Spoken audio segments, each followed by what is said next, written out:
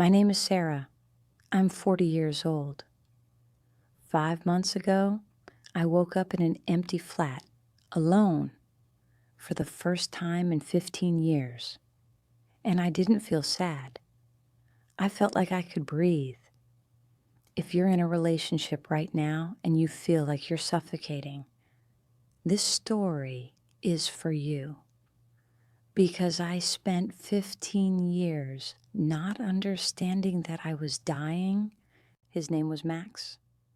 When we met, I was 25. He was 30. I worked in marketing. He ran his own business, successful, confident, 5 years older, and, I thought, wiser. Our first date lasted 6 hours. He listened when I spoke, asked questions, remembered details. A week later, he texted, "I can't stop thinking about you." A month later, "I've never felt this before." 3 months in, he wanted to see me every day. I thought, finally, someone who truly sees me. I didn't know it was a test, checking how quickly I'd give up everything else for him. The changes started with money. 6 months in, he suggested, "Let's combine our accounts. We're serious, aren't we?" I agreed.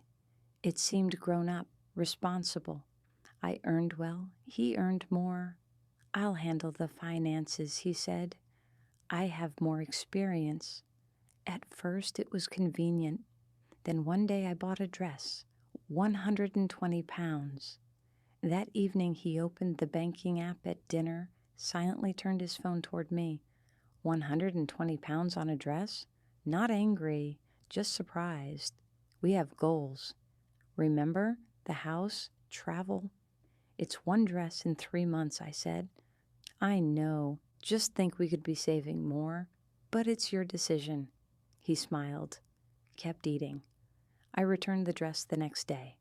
Then it became, "You spent 40 pounds on dinner with friends, 20 on a manicure, 15 on coffee this week?" Every expense was discussed, analyzed, not as a row, just as disappointment. Within a year, I was asking him before I bought anything over 20 pounds. I don't remember when it became a rule. It just did. With friends, it was subtler. He never said, "Don't go." On a Friday evening, when I was getting ready to meet friends, he'd say, "Have a good time." Pause. I just thought we'd have the evening together. But no matter.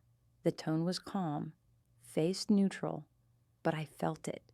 The guilt, the chill. Maybe I should stay, I'd ask. No, go, really. But when I came home, he was in bed, turned away. If I tried to talk, he'd say, "I'm just tired." The silence would last until morning, sometimes until the next evening, and I didn't know what I'd done wrong. Within 2 years, I was seeing friends once, every few months, then not at all.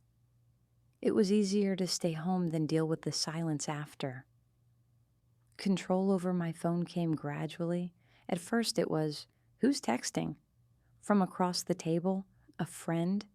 "What does she want?" I'd show him. He'd read, nod. It seemed harmless. Then one morning he picked up my phone. "Just checking the weather." "Mine's dead." He scrolled, stopped. "Who's James?" "A colleague." "We're working on a project. He texts a lot. It's work." Max looked at me for a long time, then handed back my phone. "All right."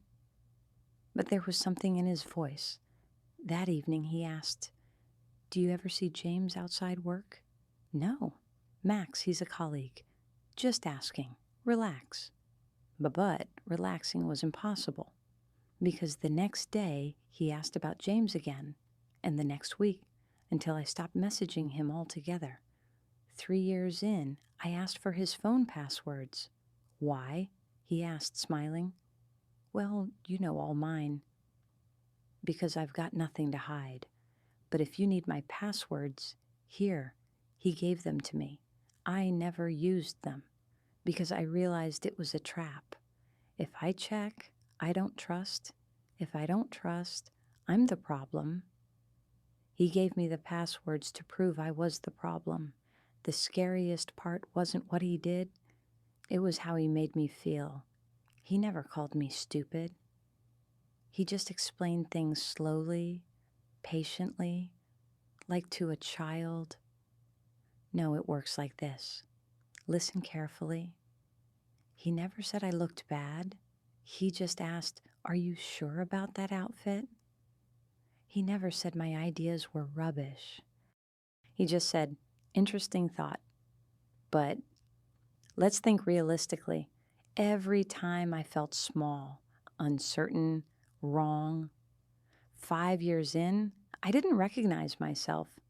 I wore clothes he never criticized. I didn't voice opinions that might trigger his explanations. I didn't make plans that might upset him. I asked permission for everything, not because he demanded it, but because it was easier to ask than deal with his disappointment. The turning point came when I was 38. My sister came to visit. We sat in the kitchen. Max was at work. I said, "I need to get to the shops before he gets back." "Why?" she asked. "Just, it's easier when dinner's ready when he comes home." "What if it's not?" I went quiet because I didn't know how to explain. Nothing dramatic would happen. He wouldn't shout. He'd just be disappointed, quietly, and that was enough. My sister looked at me for a long time, then said, "You're afraid of him." "No," I said automatically. "You're afraid of upsetting him." It's the same thing. That night I couldn't sleep because she was right. I'd spent 8 years walking on eggshells, 8 years trying to be perfect, quiet, convenient, invisible. And I called it love. I started seeing a therapist. Max didn't object. He even supported it, if you need help, of course. As if the problem was me. Maybe it was. My therapist asked me to describe a normal day. I described it. I woke up and checked his mood. I dressed in clothes that wouldn't raise questions. I texted him every 2 hours, letting him know where I was. I came home and cooked what he liked. I didn't voice opinions that might spark a discussion. I went to bed feeling like I'd navigated a minefield. When I finished, the therapist asked, "When was the last time you did something you wanted?" I couldn't remember. She gave me a list of signs of emotional abuse. Isolation from friends? Yes. Financial control? Yes. Constant criticism wrapped in care? Yes. Silent treatment as punishment? Yes. Makes you doubt yourself? Yes. Every point described my life. And I started crying because for 15 years I'd thought the problem was me. That I was too sensitive, that I was wrong. But the problem wasn't me. Leaving was the scariest decision. Not because I feared his reaction, but because I didn't know who I was without him. He'd spent 15 years convincing me I couldn't manage alone, that I was too emotional, too impractical, too much. I believed it, but I left anyway. 5 months ago, I woke up in a new flat, alone, and for the first time in 15 years, I didn't check someone's mood before getting out of bed. I bought coffee without asking permission. I wore a bright dress I like. I rang an old friend. Small things, but they're mine. Abuse isn't always loud. Sometimes it's a whisper, sometimes a smile, sometimes a patient explanation of why you're wrong. Sometimes the most dangerous person is the one who never shouts. If you're constantly walking on eggshells, that's not love.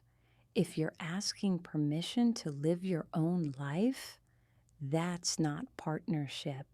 If you're doubting your own reality because someone patiently explains you're mistaken, that's abuse, even if they never raise their voice. I lost 15 years. 15 years of shrinking, 15 years of disappearing. I won't get them back, but I have now. And now I can breathe. How many years are you willing to lose? because time doesn't wait, and every day in a cage is a day you'll never get back. Leave while you still remember who you are.